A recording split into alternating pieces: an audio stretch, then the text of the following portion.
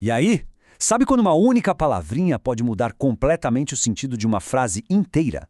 Pois é, hoje a gente vai mergulhar num quebra-cabeça fascinante, escondido numa passagem bíblica bem importante. É uma palavra que, dependendo de como a gente traduz, a história muda da água para o vinho. Bora começar essa investigação? Olha só o versículo que está no centro de tudo isso. A palavra-chave, o pivô de todo o debate, é essa aqui, apostasia, do grego. Mas o que será que ela realmente significa nesse contexto, hein? É exatamente essa pergunta que a gente vai explorar hoje. E é aqui que a coisa fica interessante, porque essa única palavra grega abre a porta para duas interpretações, e elas são radicalmente diferentes. De um lado, a gente tem a ideia de uma grande rebelião espiritual. Do outro, uma partida física, algo repentino. Entender qual é a certa muda tudo, como a gente vai ver. Ok? Para a gente começar a desembolar esse mistério, não tem jeito. A gente precisa voltar lá no começo. O que essa palavra, apostasia, significava para quem a ouviu pela primeira vez, lá no primeiro século. Bora ver o que a linguística nos diz. E olha que interessante, se a gente pega um dos dicionários de grego mais respeitados, ele mostra que apostasia tem dois significados principais. O primeiro é deserção ou revolta, que é o que muita gente já pensa, mas o segundo significado, com o mesmo peso, é partida ou desaparecimento. Isso é fundamental para a nossa conversa. Ou seja, partida é um significado totalmente válido para essa palavra. Sabe um jeito legal de entender o que um substantivo quer dizer?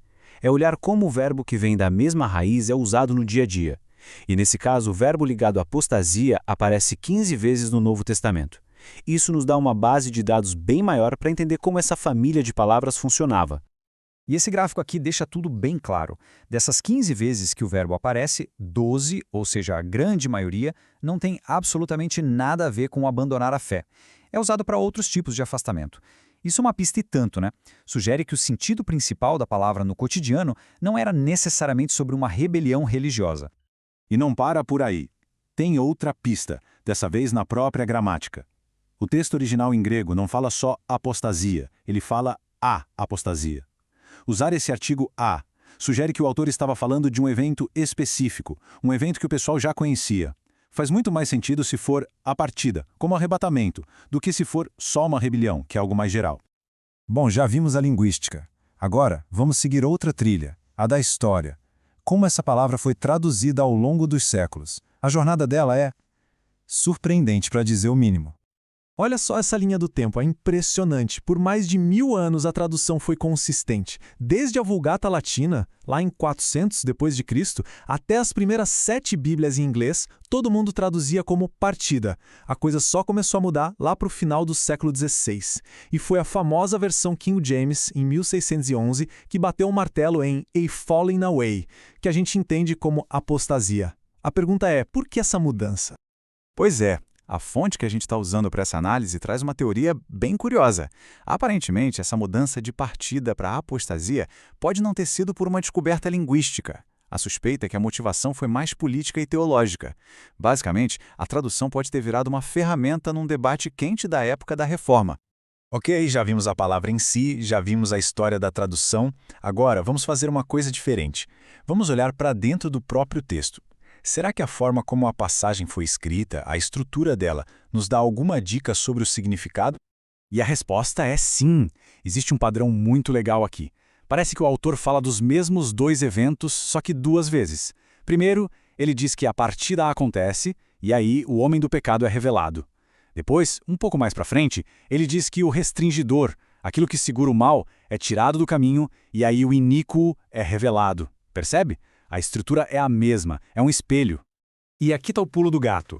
Se a partida for o arrebatamento, a comparação com o restringidor sendo tirado faz todo sentido. A estrutura literária fica perfeita. Agora, se a gente tenta encaixar a apostasia, a rebelião espiritual, aí o paralelo se quebra. A lógica interna do texto parece apontar bem mais forte para a partida. Tá, mas depois de tudo isso, por que essa discussão toda sobre uma única palavra é tão importante? É que as consequências são enormes. Muda completamente a perspectiva de quem lê. A mensagem é de consolo ou é um aviso bem pesado? E essa pergunta é fundamental. A gente tem que lembrar que essa carta foi escrita para consolar os cristãos de Tessalônica. Eles estavam com medo de já estar no meio da tribulação. Agora, imagina a mensagem sendo: Fiquem tranquilos, o pior só vem depois de uma rebelião gigantesca contra a fé. Que tipo de consolo seria esse, né? E este quadro aqui resume perfeitamente a diferença. Se a gente entende como apostasia, a mensagem vira um aviso. Fiquem de olho porque vai acontecer um abandono da fé em massa. Mas se a gente entende como a partida, ou seja, o arrebatamento, a mensagem vira o que parece ter sido a intenção original, um consolo, uma promessa de resgate antes desse tempo difícil. E para fechar, a gente fica com essa palavra. Uma única palavra em aramaico, Maranata. Sabe o que ela significa? Nosso Senhor vem. É uma expressão de esperança, de expectativa, não de medo.